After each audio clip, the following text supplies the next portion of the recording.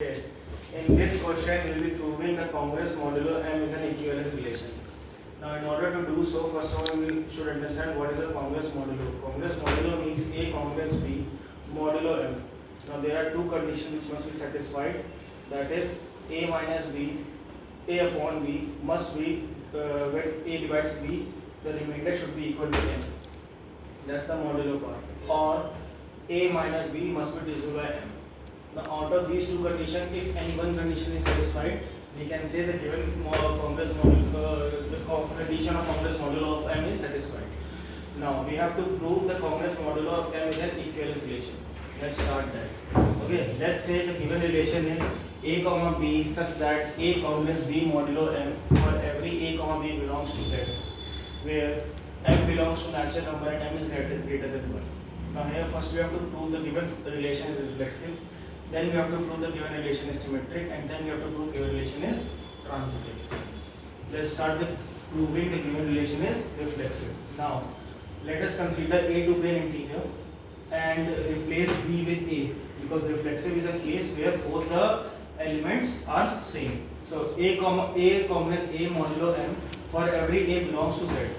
So this we can simply say, that means A minus A, the number which we get will be divisible by M. Hence, the condition is satisfied.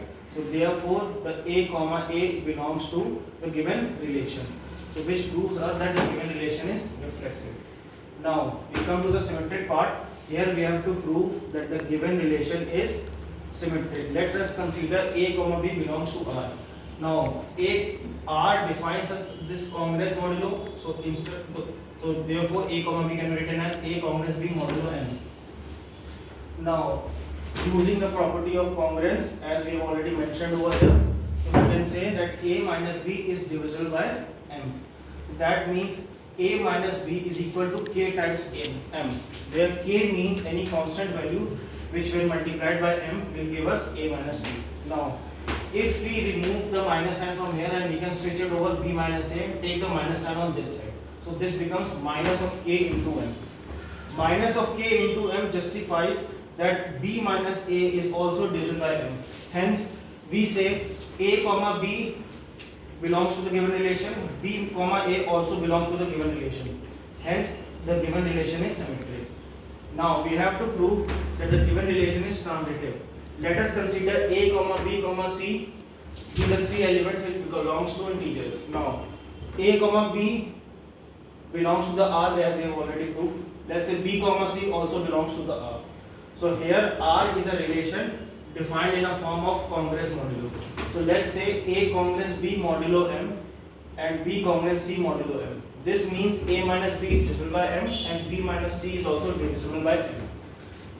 Therefore, we can write A minus B is equal to constant into M. Similarly, B minus C is equal to constant into M, where K and P belongs to integer. Now, if we add both of these two equations, we can simply get A minus C is equal to K plus P times M. This means M is again a given value which can divide A minus C. So here, therefore, A comma C also justifies the given relation. Hence, R becomes transitive. Now, our relation over here is reflexive, is symmetric, and it is transitive. Hence, we can say the given relation is an equivalence relation. And therefore, we have proved now that congruence modulo is an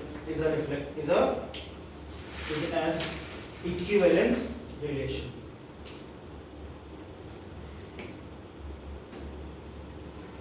Equivalence relation. Thank you very much.